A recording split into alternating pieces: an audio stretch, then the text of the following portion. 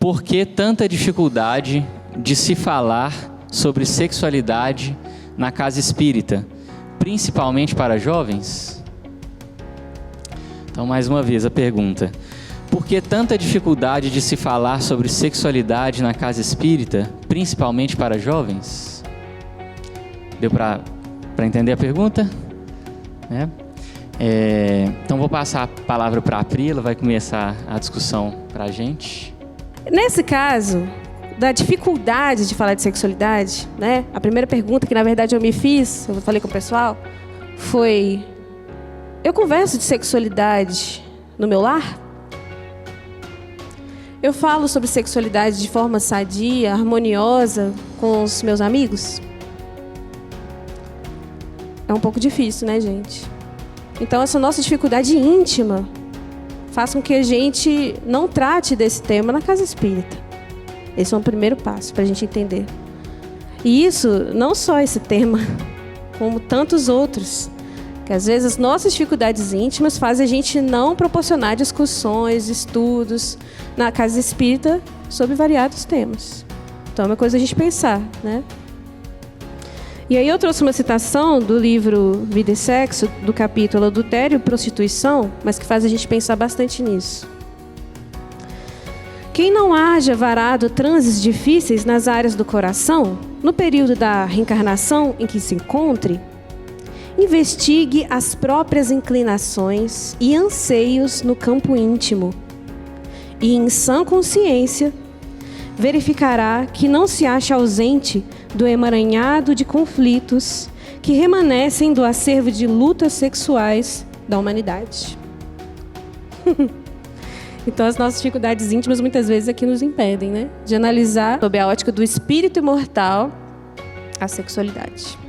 E é uma das coisas que eu também comentei com os meninos. Como coordenadora de mocidade, eu percebo essa dificuldade da gente trabalhar o tema, né? Mas isso também vem, muitas vezes, da nossa própria falta de preparação, de estudo. Porque os órgãos de unificação do movimento espírita trabalham há muito tempo direcionando com diretrizes, subsídios, incentivando as casas espíritas a trabalharem esse tema. Então, existe orientação, existe diretrizes, subsídios, material para a gente estudar, para trabalhar isso na casa espírita. Mas a questão é a gente não generalizar. Ele falou nas casas espíritas, né? Não é toda casa espírita que tem esse problema. Muitas casas espíritas estão trabalhando bem, estão inserindo nas suas reuniões, trabalhando nas suas mocidades, né? E aí algumas outras questões que eu coloquei aqui que podem ser essa dificuldade é a falsa noção de que falar sobre isso vai incitar a vivência sexual precoce. Então às vezes a gente acha isso, não pode falar não porque vai sair fazendo. Não é isso, né? Vamos combinar. Como que a gente está falando de sexualidade à luz do espírito imortal? Né? No sentido de educação. Ou uma ideia errada de que o palestrante precisa ser um modelo daquele sentido. Aí ninguém vai poder falar. Eu vou embora aqui, ó. Tchau. Falta de estudo sobre o tema, sob a ótica espírita. Porque talvez você saiba muito sobre aquele tema da sexualidade, homossexualidade, ou tudo relacionado a essa área, mas e na ótica espírita? Isso faz ter insegurança para trabalhar isso na casa. Falta de conhecimento das diretrizes e subsídios dados pelos órgãos de unificação para o trabalho da casa, que foi esses dois materiais como exemplo que eu mostrei, mas tem tantos outros, né? E falta de preparo dos evangelizadores e expositores, no caso, né, para trabalhar de temas relacionados. E não ter noção, que é o mais importante, para terminar minha fala, não ter noção do papel do evangelizador no espiritismo, que é evangelizador de qualquer idade. E esse material da FEB que eu mostrei para vocês, de orientações e subsídios, ele trabalha com 3 eixos estruturantes da tarefa de evangelização: conhecimento doutrinário, aprimoramento moral e transformação social. Cabeça, coração e mãos. Todos os temas a gente tem que trabalhar nesses 3 eixos. A sexualidade da mesma forma. Olha que bonito. E aí, para terminar também, eu vou ler uma citação aqui, que eu estou empolgada, vou ler aqui para começar assim, com chave de ouro. Na praça extensa das convenções humanas, empenha-se o materialismo na dissolução dos valores morais, com escárnio manifesto a dignidade humana, enquanto religiões veneráveis digladiam com a natureza, tentando em vão bloquear a vida, qual se quisessem ilaquear a si próprias. Ao tremendo conflito dessas forças gigantescas que lutam pelo domínio moral da terra, enviaste a doutrina espírita. em nome do Evangelho do Cristo, para acerenar os corações e comunicar-lhes que o amor é a essência do universo.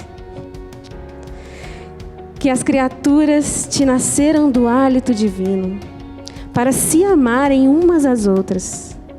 Que o sexo é legado sublime e que o lar é refúgio santificante, esclarecendo, porém, que o amor e o sexo plasmam responsabilidades naturais na consciência de cada um e que ninguém lesa alguém nos tesouros afetivos sem dolorosas reparações. Aproveitando um pouquinho da fala da Pri, né? E nos abonando aqui dessa responsabilidade, a gente entende que a gente está aqui realmente num bate-papo, né? Foi até o nome que a gente colocou para esse momento. E que de forma alguma nós nos colocamos aqui como um modelo de nada, ou como profundos entendedores, ou que dirá praticadores, né? Daquilo que a gente está aqui discutindo, né?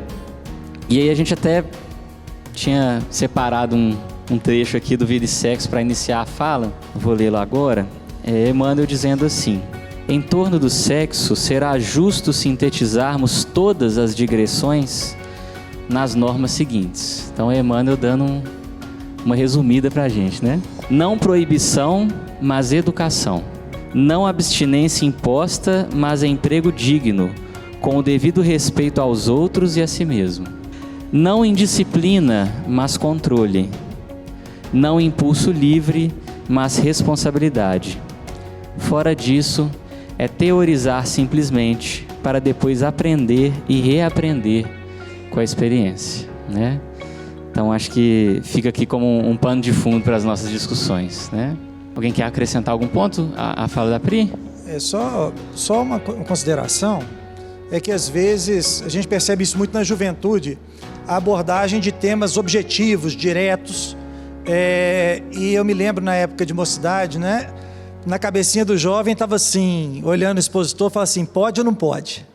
Né? Aquela, isso pode, isso, aquilo não pode. Então existe um receio muito grande de termos respostas prontas. Quando nós estávamos discutindo, nós percebemos que cada conclusão que nós chegávamos abria mais um nível de complexidade, que aquela coisa ia expandindo, né? Cada vez mais. E talvez seja justamente esse nível de complexidade que torne, que traga um pouco de receio de nós abordarmos objetivamente alguns temas.